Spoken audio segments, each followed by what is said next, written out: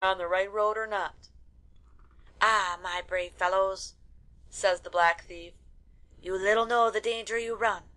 I am after that steed myself these 7 years, and can never steal him on account of a silk covering he has on him in the stable, with 60 bells fixed to it, and whenever you approach the place he quickly observes it and shakes himself, which, by the sound of the bells, not only alarms the prince and his guards, but the whole country round, so that it is impossible ever to get him, and those that are so unfortunate as to be taken by the Knight of the Glen are boiled in a red-hot fiery furnace." "Bless me," says the young prince, "what will we do? If we return without the steed we will lose our heads, so I see we are ill fixed on both sides." "Well," says the Thief of Sloan, "if it were my case, I would rather die by the knight than by the wicked queen. Besides, I will go with you myself and show you the road, and whatever fortune you will have, I will take chance of the same." They returned him sincere thanks for his kindness, and he, being well acquainted with the road, in a short time brought them within view of the knight's castle.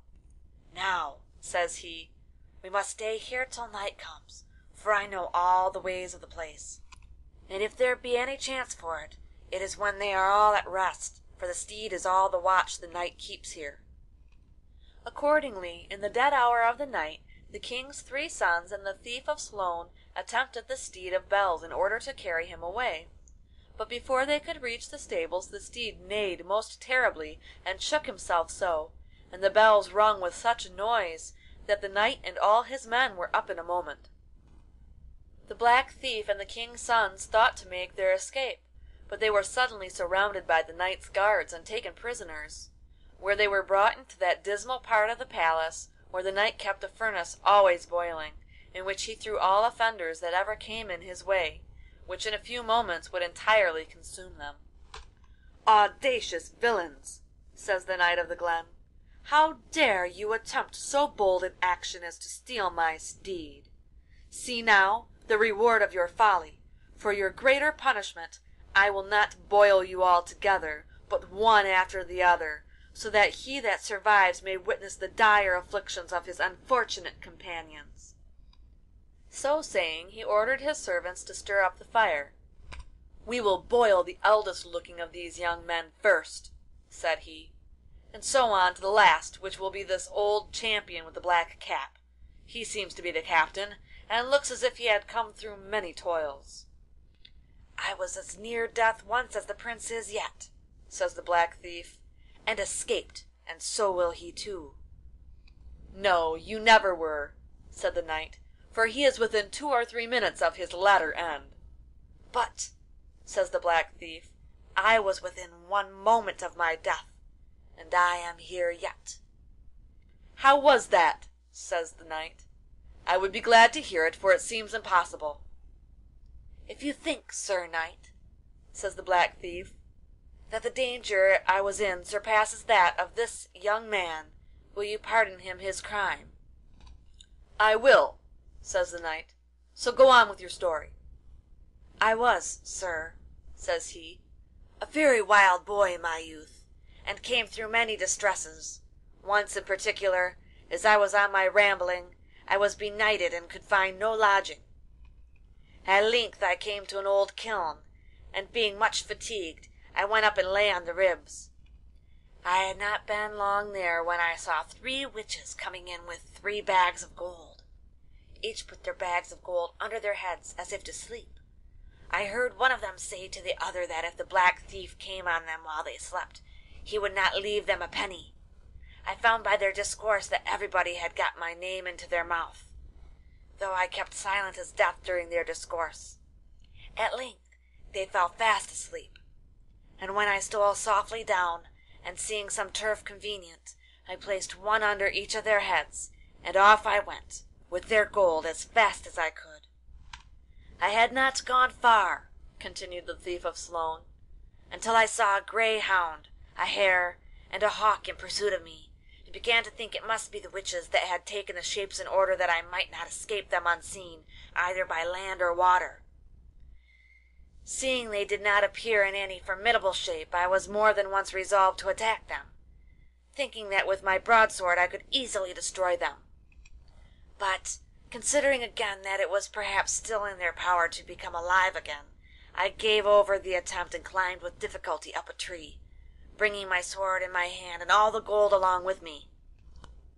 However, when they came to the tree they found what I had done, and making further use of their hellish art, one of them was changed into a smith's anvil, and another into a piece of iron, of which the third soon made a hatchet. Having the hatchet made, she fell to cutting down the tree, and in the course of an hour it began to shake with me. At length it began to bend, and I found that 1 or 2 blows at the most would put it down. I then began to think that my death was inevitable, considering that those who were capable of doing so much would soon end my life.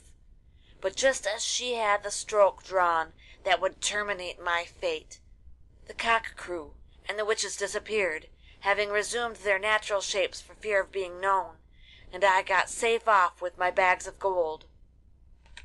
Now, sir, says he to the knight of the Glen, if that be not as great an adventure as ever you heard, to be within 1 blow of a hatchet of my end, and that blow even drawn, and after all to escape, I leave it to you yourself. Well, I cannot say but it is very extraordinary, says the knight of the Glen, and on that account pardon this young man his crime, so stir up the fire till I boil the second one. Indeed, says the black thief, I would fain think he would not die this time either. How so? Says the knight. It is impossible for him to escape. I escaped death more wonderfully myself, says the thief of Sloan, than if you had him ready to throw into the furnace, and I hope it will be the case with him likewise. Why, have you been in another great danger? Says the knight. I would be glad to hear the story too, and if it be as wonderful as the last, I will pardon this young man as I did the other. My way of living, sir, says the black thief, was not good, as I told you before, and being at a certain time fairly run out of cash, and meeting with no enterprise worthy of notice, I was reduced to great straits. At length a rich bishop died in the neighborhood I was then in, and I heard he was interred with a great deal of jewels and rich robes upon him, all which I intended in a short time to be master of. Accordingly, that very night I set about it, and coming to the place I understood he was placed at the further end of a long dark vault, which I slowly entered. I had not gone in far until I heard a foot coming towards me with a quick pace, and although naturally bold and daring, yet, thinking of the deceased bishop and the crime I was engaged in, I lost courage, and ran towards the entrance of the vault. I had retreated but a few paces when I observed, between me and the light, the figure of a tall black man standing in the entrance. Being in great fear and not knowing how to pass, I fired a pistol at him, and he immediately fell across the entrance. Perceiving he still retained the figure of a mortal man, I began to imagine that it would not be the bishop's ghost. Recovering myself, therefore, from the fear I was in, I ventured to the upper end of the vault, where I found a large bundle, and upon further examination I found that the corpse was already rifled, and that which I had taken to be a ghost was no more than one of his own clergy. I was then very sorry that I had the misfortune to kill him, but it then could not be helped. I took up the bundle that contained everything belonging to the corpse that was valuable, intending to take my departure from this melancholy abode. But just as I came to the mouth of the entrance, I saw the guards of the place coming towards me, and distinctly heard them saying that they would look in the vault, for that the black thief would think little of robbing the corpse if he was anywhere in the place. I did not then know in what manner to act, for if I was seen, I would surely lose my life. As everybody had a lookout at that time, and because there was no person bold enough to come in on me, I knew very well on the first sight of me that could be got, I would be shot like a dog. However, I had not time to lose.